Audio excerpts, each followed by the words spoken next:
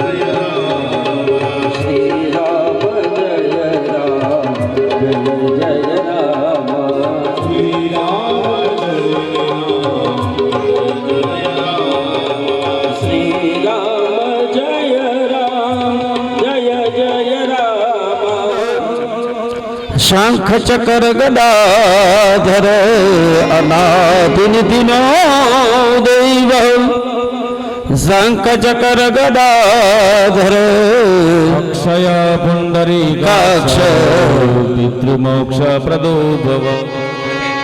हे नाथ जोड़ी हाथ सोमावासदा पितृदेवताभ्यो नमः। गंधम समर्पयामि पुष्पम समर्पयामि अक्षतां समर्पयामि। ચાલો પછી બે વડીલ એટલે કે રાઈબલભાઈ અને બાળી ઉપર આવી અને ભાગવતીની પૂજા કરી લેશે। સમર્પયામિ જલ સિંચનમ પાણી પિતૃદેવતાઓ આપણા હાથની કોઈ પણ પિતૃદેવતા આશા તૃષ્ણા કરતા હોય પણ કેવા આશા પિતૃદેવતાઓ તો કે શાસ્ત્રમાં કીધું છે કે માતાના વંશના પિતૃદેવતા હોય પિતાના વંશના પિતૃદેવતા હોય કાળે મૃત્યુ થયું હોય અકાળે મૃત્યુ થયું હોય જાણતા પિતૃદેવતા હોય કે 71 પેઢીમાં કોઈ પણ પિતૃદેવતા અજાણતા પિતૃદેવતા હોય તો બધા એમના આત્માને તૃપ્ત ચૈત્ર મહિનાની અંદર ભાગવતીના શરણમાં જે પાણી પાઈએ છીએ કે જાણતા અજાણતા વાપી સર્વ પિતૃ પ્રદો ભવા સમસ્ત પિતૃપુરોજાનામ આસસ્ય પરમં દુઃખમ નૈરાસસ્યમ પરમ સુખમ। ओम अनादिनो देव शंख चक्र गदाधराक्षय पुंडरीकाक्ष पितृमोक्ष प्रदो भवः। मातृवंशे वृता यश्च पितृवंशे तथैव च गुरु ससुर बंधु नाम ये जान्य बांधवा सुराः। ये मे कुले लुप्त पिंडा पुत्र द्वारा विवर्जिता क्रिया लोपगता यश्च जात्यांग भंगवस्तथा विरूपा अवगर्भाश्च ज्ञाता ज्ञाता कुले मम ते सर्वे मया वदत्तम अक्षयम उपदिष्टतो। और पितरे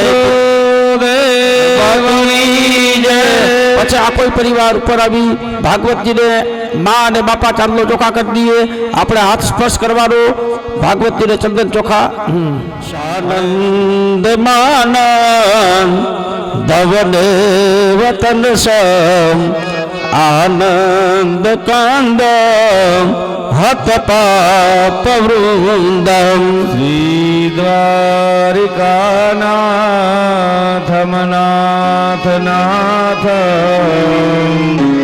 શ્રી દ્વારકેશ શરણં પ્રપદ્યે સચ્ચિદાનંદ રૂપાય વ્યાસ નારાયણ પધાર્યો સચ્ચિદાનંદ રૂપાય વિશ્વપત્યાદિ નવેદાપત્રય વિનાશાય શ્રી કૃષ્ણાય વયમ નમઃ. ચાલો હરિભાઈ ચાલો ભાગવતજીને પુષ્પની માળા અર્પણ કરી દેજો. વાંગ્મય પુરાણ પુરુષોત્તમ અને આરતી છે ને ત્યાં આરતી પ્રજ્વલિત કરી દો. પુરુષોત્તમાય નમઃ. ગંધમ સમર્પયામિ અક્ષરાન સમર્પયામિ પુષ્પમ સમર્પયામિ ધૂપમ સમર્પયામિ પુષ્પમ પુષ્પમાલિકામ સમર્પયામિ ધૂપમ આગ્રાપયામિ ધૂપકમ દર્શયામિ નૈવેદ્યમ નિવેદયામિ. ભગવાનની પાસે ફૂલ અને ફૂલની માળા ભરાવી દો. ખારું કરો ને બોલવું છે. ચાલો હા. ઓમ પુરાણ પુરુષોત્તમાય નમઃ. સકલોપચાદગંધમ અક્ષતમ પુષ્પમ ધૂપ દીપ નૈવેદ્યમ સમર્પયામિ ફલ મુખવાસતાંબુલાદિમ સમર્પયામિ.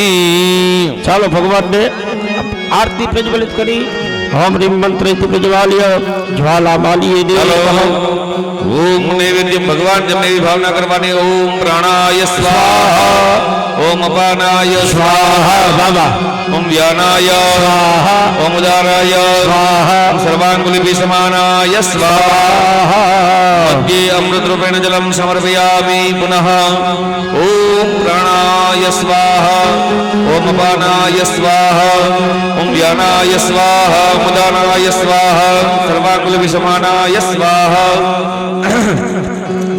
હસ્તમ પ્રક્ષાળ ભૂખ ભક્ષણ નૈવેદ્યામ દ્રવદ્રામ પૂજ્યાચમન્યમ સમર્પયામિ. યથાશક્તિ દક્ષિણા ભગવાનને ભાગવતજીની દક્ષિણા ધરાવી દેજો. ઓમ કૃષ્ણ કનૈયા કરું આરતી સ્નેહ ધરીને સ્વીકારો. કૃષ્ણ કનૈયા કરું આરતી ધરીને સ્વીકારો. કૃષ્ણ કનૈયા કરું આરતી ધરીને સ્વીકારો. કૃષ્ણ કનૈયા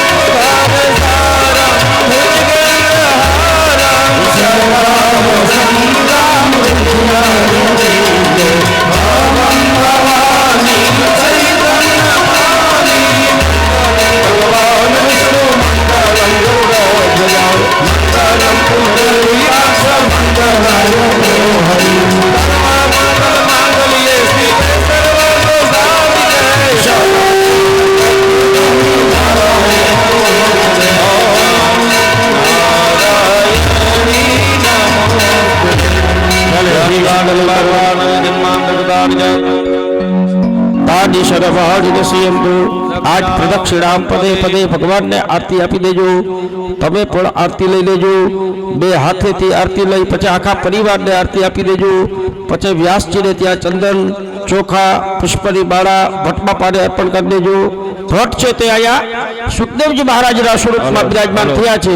તો આપણે સુખદેવજી મહારાજની પૂજા કરીએ છીએ અને તે આસનની ઉપર જે ભટ્ટબાપા બેઠા હોય, જે વ્યાસજી બેઠા હોય તે વંદન કરી અને આપણા મનના જો કે મનોરથો પૂરા થયા હોય તો જ આપણા આંગણે ભાગવતજી પધારે.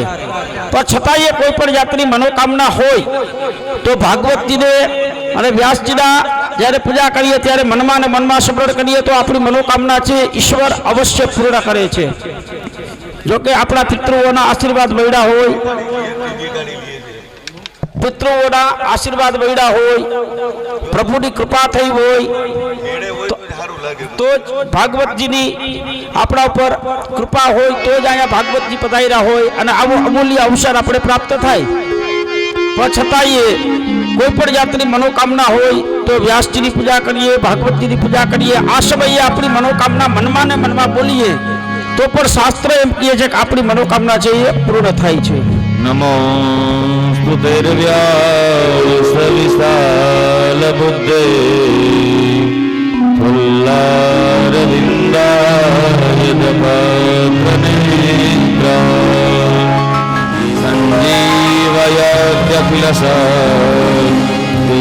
ચાલો પછી આખા પરિવારે ભાગવતજીની પ્રદક્ષિણા કરવાની છે.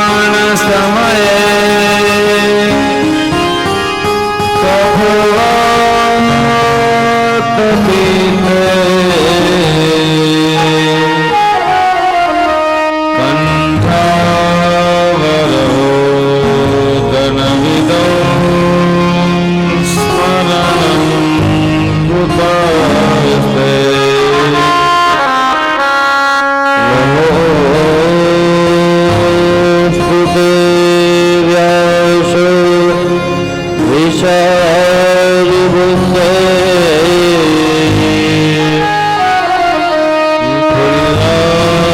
फुल्लारविंदा योगमात्र नेत्रा येन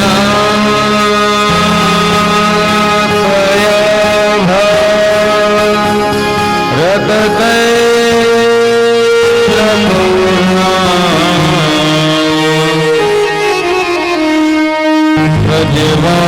प्रज्वालितो ज्ञानमय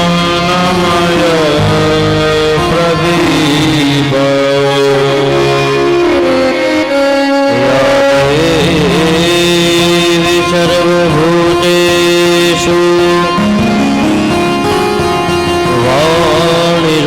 वाणिरूपेण संस्थिता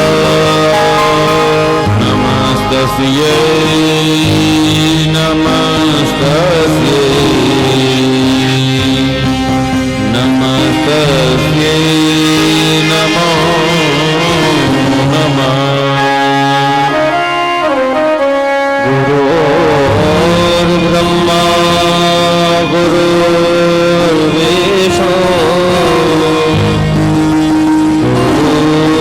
गुरुर्देवो महेश्वर गुरुर्साक्षात्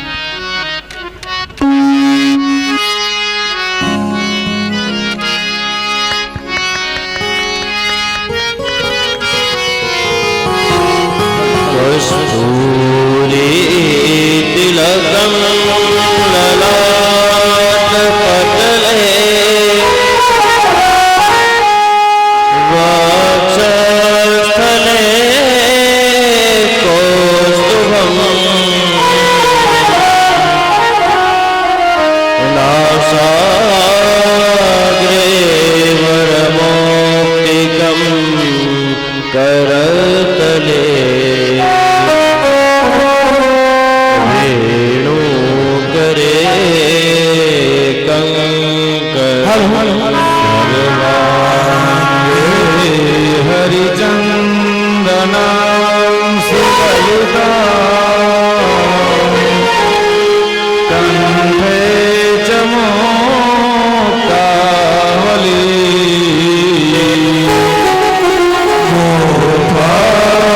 શ્રી પરિવેષ્ટિતો વિજયતે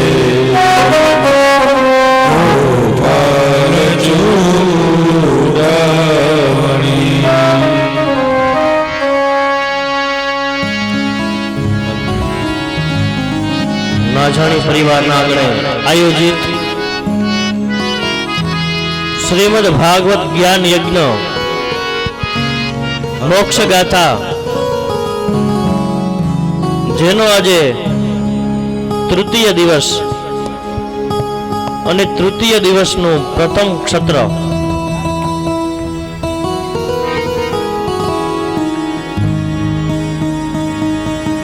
બિરાજમાન દરેક ભાવિક ભક્તજનો,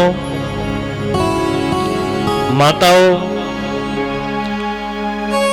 વડીલો તથા આપણા સૌની અંદર બિરાજમાન હૃદય કમળમાં એવા પ્રભુ શ્રી કૃષ્ણ રૂપી દિવ્ય ચેતનાને વ્યાસપીઠના જય શ્રી કૃષ્ણ.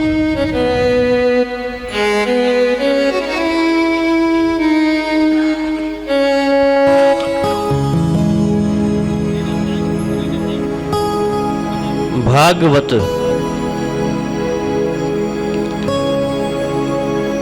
કહેવામાં આવ્યું છે કે જેના અનેક જન્મોના પુણ્ય જ્યારે ભેગા થાય ત્યારે માત્ર એને ભાગવતમાં બેસવાનો મોકો મળે છે.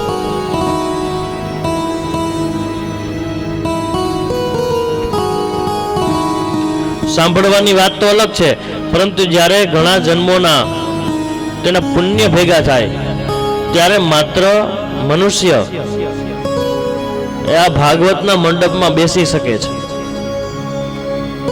પરંતુ એમ કહ્યું છે કે જ્યારે પરમાત્માની જ્યારે અતિશય કૃપા થાય ત્યારે આ ભાગવતને સાંભળવાનો મોકો મળે છે, ત્યારે આપણે આ ભાગવતને સાંભળી શકીએ છીએ.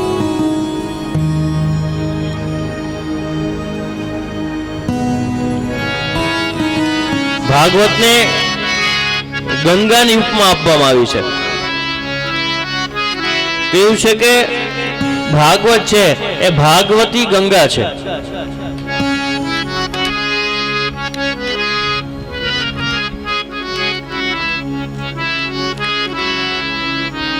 પેલી જે ગંગા છે જે મહાદેવની જટામાંથી હંમેશા વહેતી રહે છે,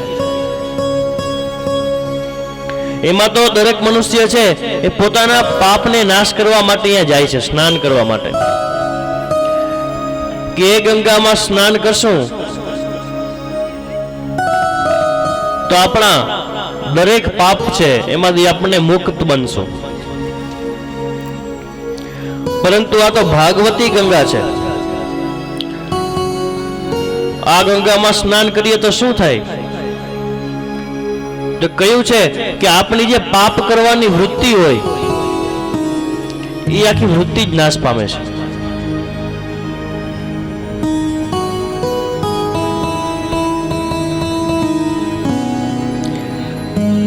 પરમ કૃપાળુ પરમાત્મા અકારણ કરુણા વરુણાલય એવા ભગવાન શ્રી કૃષ્ણની કેટલી આપણા ઉપર કૃપા હશે કે આપણે પ્રભુની સામે બેસી અને એની કથાઓનું ગુણાનુવાદ કરી શકીએ છીએ.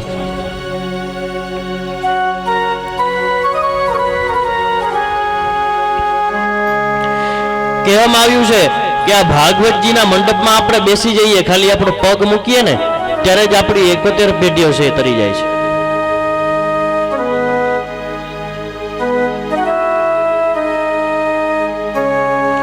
ભાગવતજીની આપણે માત્ર એક પ્રદક્ષિણા કરી લઈએ તો કહેવામાં આવ્યું છે કે આપણે યાત્રા કરવાની જરૂર નથી પડતી. ભાગવતજીની એક પરિક્રમા કરવાથી આપણને યાત્રા કરી આવવાનું ફળ મળે છે.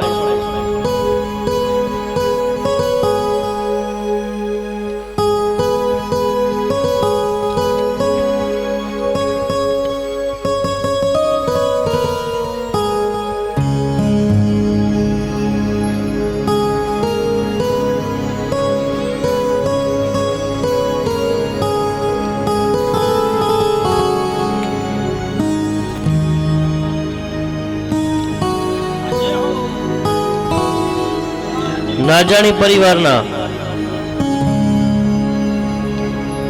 પિતૃદેવતા કહેવામાં આવ્યું છે કે ભાગવત સપ્તાહ આપણે કરીએ એના બે ઉદ્દેશ્ય હોય છે.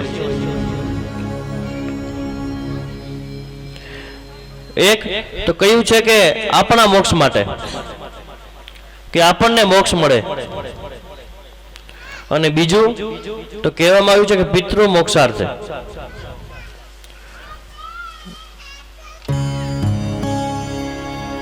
પ્રવીણભાઈ, રામદેવભાઈ, માલકરણભાઈ, વાલીબેન અને પૂજ્ય શ્રી વજાબાપા તથા દેવીમાં, કુંવરબેન,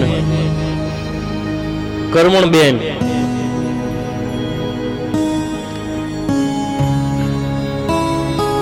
નાજાણી પરિવાર અને ગાંગાણી પરિવારના તથા સમસ્ત પિતૃદેવતાના ઉદ્ધાર્થે આ શ્રીમદ ભાગવતનું સુંદર એવું આયોજન કરવામાં આવ્યું છે.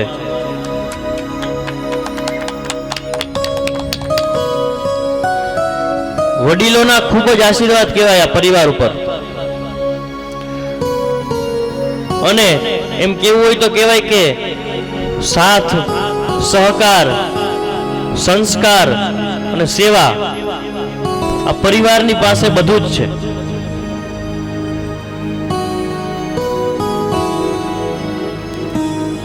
નાજાણી પાકી સાંગાણી પરિવારના આંગણે, ગાંગાણી પરિવારના આંગણે શ્રીમદ ભાગવત સપ્તાહનું સુંદર મજાનું એવું આયોજન ભગવાન દ્વારકાધીશની પધરામણી થઈ. પ્રભુની અસીમ કૃપા કહેવાય. માટે ગઈકાલની કથામાં આપણે જોયું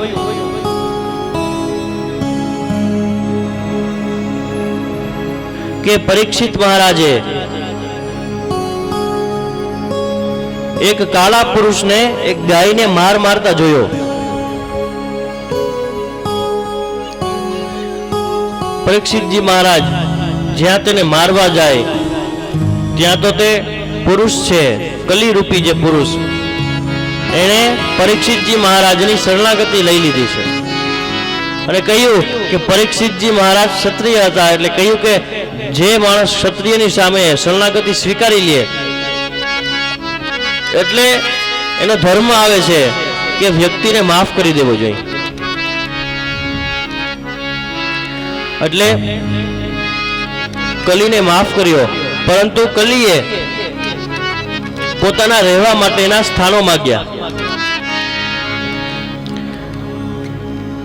દ્યુતપાનમ ત્રિયશૂન યત્ર ધર્મ ચતુર્વિધ, દ્યુતપાનમ ત્રિયશૂન યત્ર ધર્મ ચતુર્વિધ, પુનશ્ચ યાચમાનાય જાતરૂપ મદા પ્રભુ તતો નૃતમ મદં કામં રજો વેરચ વંચનમ. કહ્યું કે જ્યાં જુગાર રમાતો હોય ત્યાં કલી તારો વાસ. બીજી જગ્યા આપી કે જ્યાં મદિરા પાન થતું હોય ત્યાં. ત્રીજી જગ્યા આપી કે જ્યાં કતલખાના ચાલતા હોય ત્યાં. ચોથી જગ્યા આપી કે જ્યાં સ્ત્રીઓનો દેહ વેચાતો હોય તે જગ્યાએ કલિતારો વાસ થાય. પરંતુ કલી કહે મારે હજી એક સ્થાનની જોઈએ છે. હે રાજન, મને હજી એક જગ્યા આપો જ્યાં હું રહી શકું. ત્યારે પરીક્ષિતજી મહારાજે જગ્યા આપી કે જ્યાં અનિતિનું ધન અને જ્યાં અનિતિનું સોનું હશે, હે કલી તારો ત્યાં વાસ છે.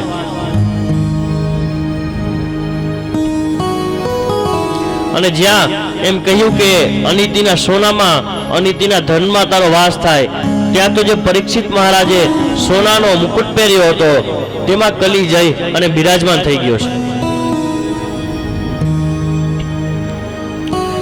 કયું કલીના લક્ષણો શું છે?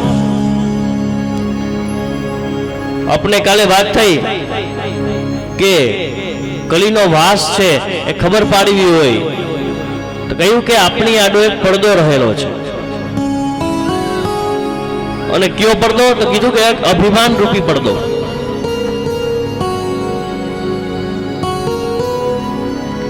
આ કલિયુગમાં માણસ ખૂબ જ અભિમાનમાં રહે છે, અહંકારમાં રહે છે.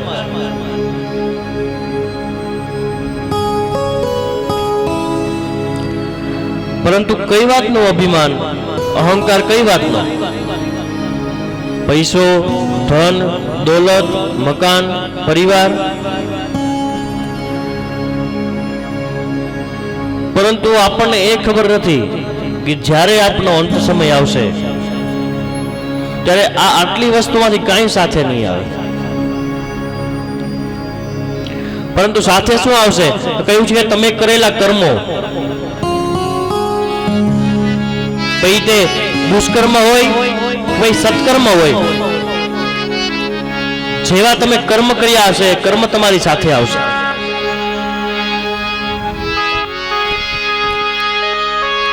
ખૂબ જ સારો શ્લોક કહેવામાં આવ્યો છે. ધનાનિ ભૂમો પશવશ્ચ ગોષ્ઠે ભાર્યા ગૃહદ્વાર જના શ્મશાને. ધનાનિ ભૂમો પશુવશ્ચ ગોષ્ઠે ભાર્યા ગૃહદ્વારે જના શ્મશાને. દેહે સ્થિતાં પરલોકમાર્ગે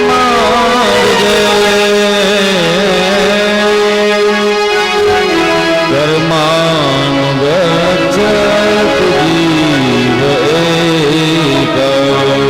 કર્માનુભો ગચ્છતિ જીવ એકઃ. કર્માનુભો ગચ્છતિ જીવ એકઃ. કહ્યું કે શું તમારી સાથે આવશે? ધનાની ભૂમો. તમને ખબર હોય તો આપણા વડીલો છે, આપણા પૂર્વજો છે, એ ધનને સંતાડવા માટે જમીનમાં ધનને દાટી દેતા. ભાગવતજી કહે છે કે ધનાની ભૂમો, જે ધન છે, જે સંપત્તિ છે, એ બધી અહીં જમીનમાં રહી જવાની છે, ધન સાથે નહીં આવે. પશવશ્ચ ગોષ્ઠે, આપણે માલધારી છીએ, આપણું પશુપાલનનું કામ છે, એટલે આપણી સાચી સંપત્તિ છે એ આપણી ગાયો, આપણી ભેંસો, આપણા ઢોર ઢાકર છે, એને સંપત્તિ કહેવાય. તો એ કહ્યું કે એ કોઈ સાથે આવશે? કહ્યું કે એ પણ એ જ રહી જવાના છે. ભાર્યા ગૃહદ્વાર, આપણા પત્ની છે, પત્ની કે પતિ એ ક્યાં સુધી આપણી સાથે આવી શકે? તો કહ્યું કે પત્ની છે એ ગૃહદ્વાર એટલે કે ઘરના આંગણા સુધી આપણી સાથે આવશે. જ્યારે આપણો અંત સમય આવશે ત્યારે આપણા પત્ની છે એ ગૃહદ્વાર એટલે કે આપણા આંગણા સુધી આવશે.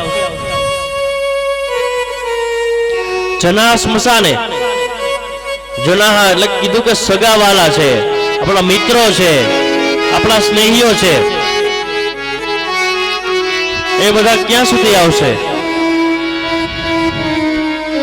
કહ્યું કે સ્મશાન સુધી.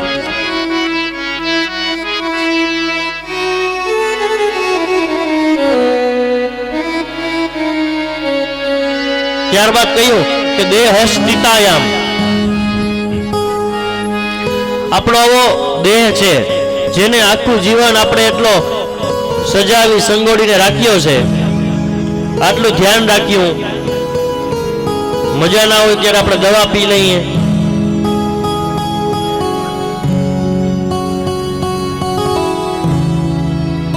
આખું જીવન આપણે આપણા જે શરીરને આટલું સજાવીને રાખ્યું, શરીર આપણી ક્યાં સુધી હારે આવશે? તો કહ્યું કે ચિતા સુધી. દેહશ્ચિતાયામ પરલોક માર્ગે, પરંતુ જે પરલોકનો માર્ગ છે ભગવાન સુધી શું આવશે? કહ્યું કે માત્ર ને માત્ર આપણા કર્માનુભવ ગચ્છતિ જીવ એક. આપણી સાથે શું આવશે? તો કહ્યું કે આપણા કરેલા કર્મો, સારા કે ખરાબ કર્મો. માટે કહ્યું કે અભિમાન છે એ પણ એક કલીનું સ્વરૂપ છે, કળિયુગનું સ્વરૂપ છે.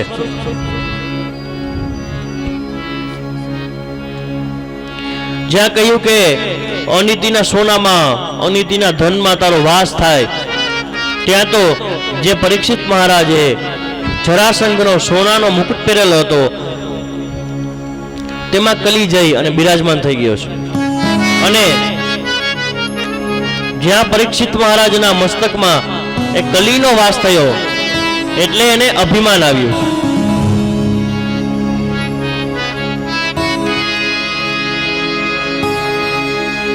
એની આગળ એક અભિમાન રૂપી પડદો લાગી ગયો.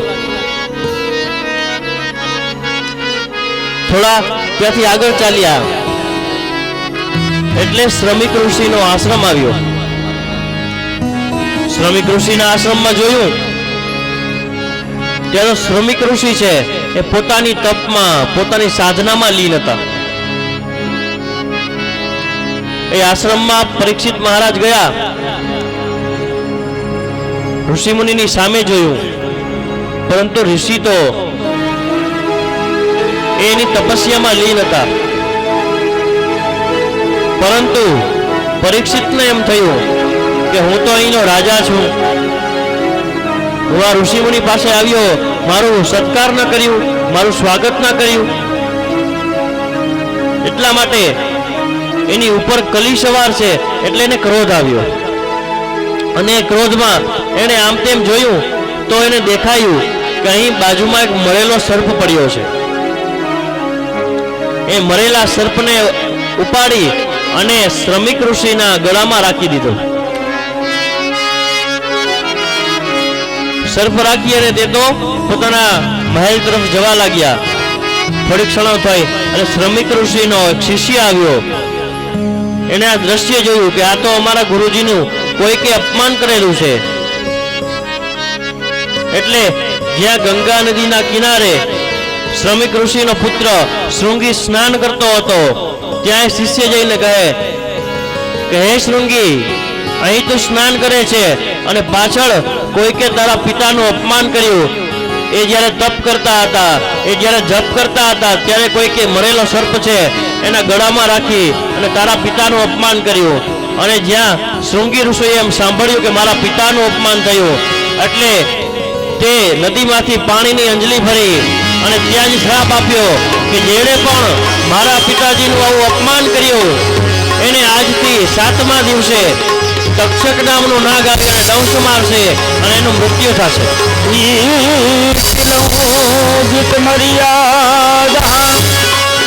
સપ્તમે તક્ષકો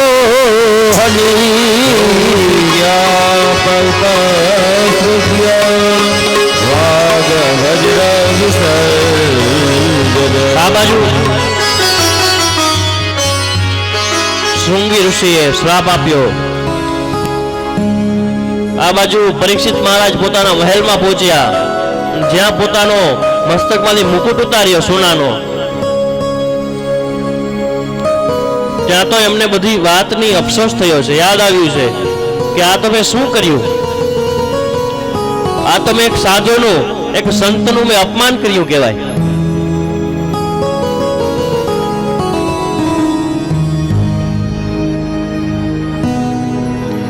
ત્યારે ત્યાંથી તે શ્રમિક ઋષિના આશ્રમમાં માફી માંગવા માટે જાય છે.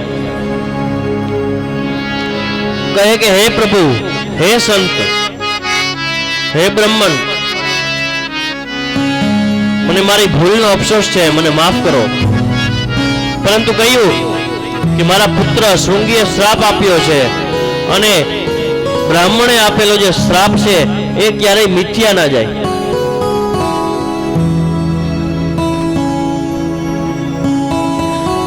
કહ્યું કે હવે મારું મૃત્યુ મારી સામે છે, 7 દિવસમાં મારું મૃત્યુ છે, તો હવે મારે શું કરવું જોઈએ?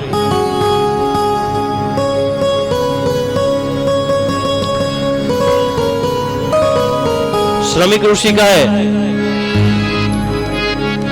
તમે નારદજીને પૂછો. દેવર્ષિ નારદને ખબર હશે કે હવે તમારે મૃત્યુ નજીક છે, તો તમારે શું કરવું જોઈએ. નારદજીને પ્રાર્થના કરી. નારદજી આવ્યા. નારદજીને પૂછ્યું કે હે દેવર્ષિ, એક બ્રાહ્મણનો મને શ્રાપ લાગ્યો છે, 7 દિવસમાં મારું મૃત્યુ છે. હવે આ 7 દિવસમાં મારે શું કરવું જોઈએ જેથી મારું મૃત્યુ છે એ મંગલમય બને? નારદજીએ કહ્યું કે તમે ભાગવતનું પારાયણ કરો, તમે ભાગવતનો પાઠ કરો, જે પ્રભુની લીલાઓ છે એ લીલાઓનું તમે રસપાન કરો. ત્યારે પરીક્ષિત મહારાજ કહે છે કે ભાગવતજીનું રસપાન તો કરું, પરંતુ મને કોણ કરાવે? કહ્યું કે સુખદેવજી મહારાજ, જેને જન્મતાની સાથે વૈરાગ્ય લાગ્યું છે અને એમના પિતા વેદ વ્યાસજીની આ કૃતિ છે.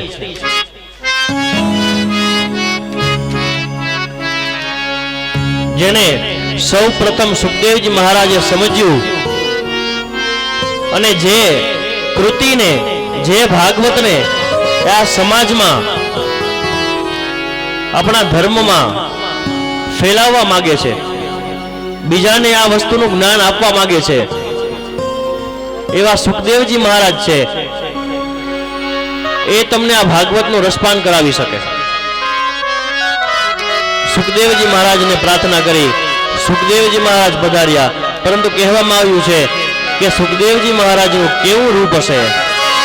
તત્ર ભગવાન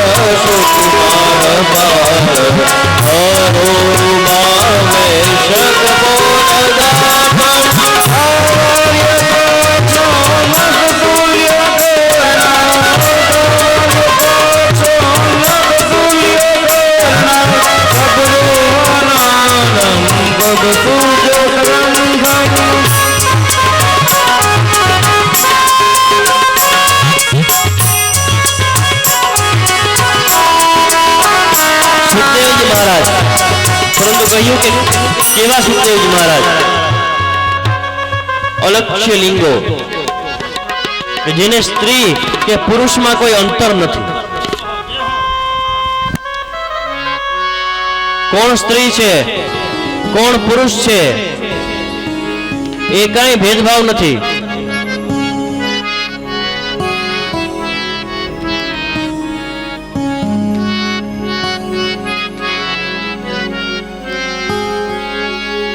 એવા સુખદેવજી મહારાજ ત્યાં આવ્યા અને રાજા પરીક્ષિતે સુખદેવજી મહારાજને વિનંતી કરી કે હે ભગવાન, મને તમે ભાગવત રૂપી કથા સંભળાવો.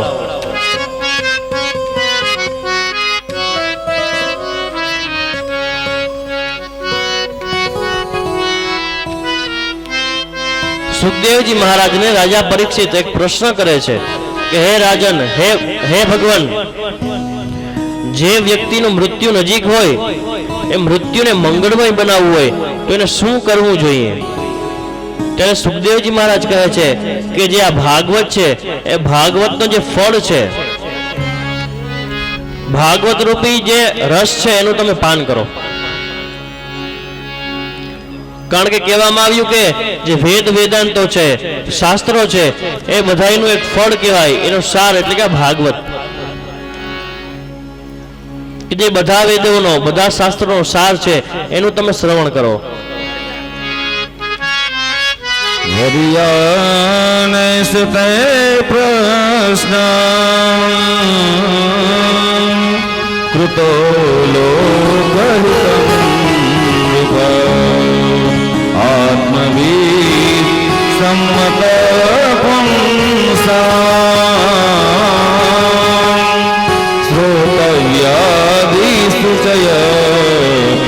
અને જ્યાં પરીક્ષિતે આ પ્રશ્ન કર્યો કે મૃત્યુ નજીક હોય તેને શું કરવું જોઈએ, એટલે સુખદેવજી મહારાજે રાજા પરીક્ષિતને કહ્યું કે હે પરીક્ષિત, આ તારો પ્રશ્ન છે એ અતિ સુંદર છે. સુંદર તો છે પરંતુ શ્રેષ્ઠ પણ છે. કહ્યું કે કઈ રીતે? વરિયાને સતે પ્રશ્ન કૃતો લોકહિતમ રૂપ આત્મવીર સંમત પુંસામ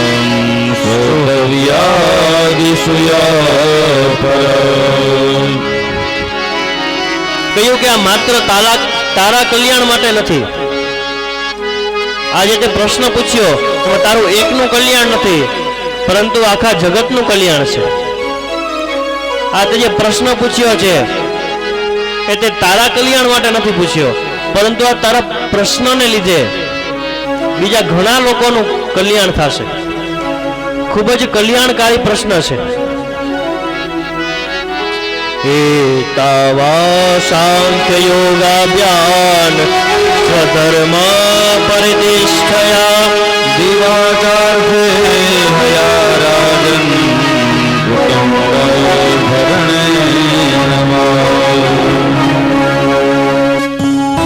કહ્યું કે ભાગવતજીનું શ્રવણ કરવું છે, પરંતુ ભાગવતજીનું જ્યારે તમારે શ્રવણ કરવું હોય એની પહેલા અમુક વસ્તુઓ જાણવી ખૂબ જરૂરી છે. જ્યારે તમારે કોઈ ભક્તિ કરવી હોય, સત્સંગ કરવો હોય, ભાગવત જેવી ગંગામાં સ્નાન કરવું હોય, ત્યારે પહેલા તારે શું કરવું પડે? ત્યારે કહ્યું કે તમે તમારા ધર્મ પ્રત્યે નિષ્ઠા રાખો. પહેલા સંત બડે પરમારથી કોઈ શીતલયંગ તપત બુજાવે ઓર કી દે દે પનોરમ. આયા પરીક્ષિતનો ઉદ્ધાર કરવા માટે ગંગાના કિનારે સુખદેવજી મહારાજ આવ્યા અને નાજાણી પાખીના ગાંગાણી પરિવારના પિતૃઓને સદગતિ આપવા માટે અને ગાંગાણી પરિવારને આશીર્વાદ આપવા માટે ગુરુદેવ સંત પધાર્યા છે. તો આવા મહાત્માજીનું આપણે વ્યાસપીઠ પરથી સ્વાગત કરીએ અને અહીંયા વ્યાસપીઠની બાજુમાં એમને આસન આપવા માટે નમ્ર વિનંતી. આપણા પરિવારના સદગુરુ, કારણ કથામાં સંત આવે, વ્યાસજી હમણાં સમજાવશે.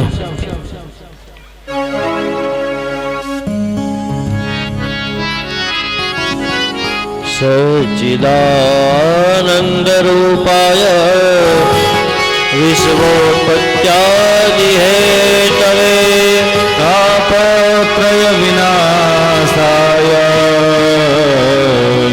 શ્રી કૃષ્ણાય વયમ નમઃ.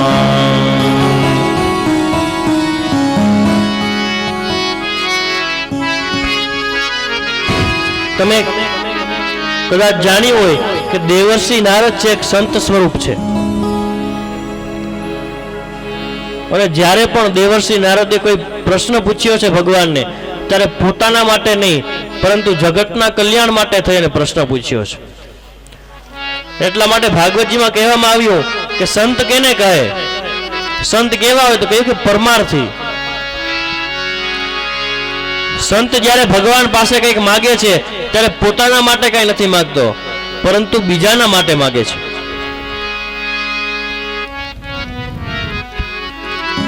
ભલે સંતની પોતાની પાસે કંઈ નથી તો પણ એ પ્રભુને કહે છે કે મારે કંઈ નથી જોતું, પરંતુ તારા ભક્તોને બીજાને આપો. પરમાર્થી, પોતામાં કાંઈ સ્વાર્થ નથી અને બીજામાં પણ કાંઈ સ્વાર્થ નથી. એવા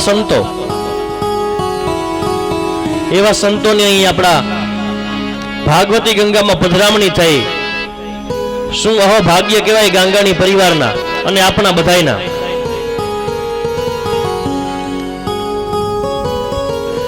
માટે સુખદેવજી મહારાજ રાજા પરીક્ષિતને કહે છે કે હે રાજન, જો તારે આ ભાગવતી ગંગાનું રસપાન કરવું હોય તો સૌથી પહેલા તારા ધર્મને સમજવો પડે.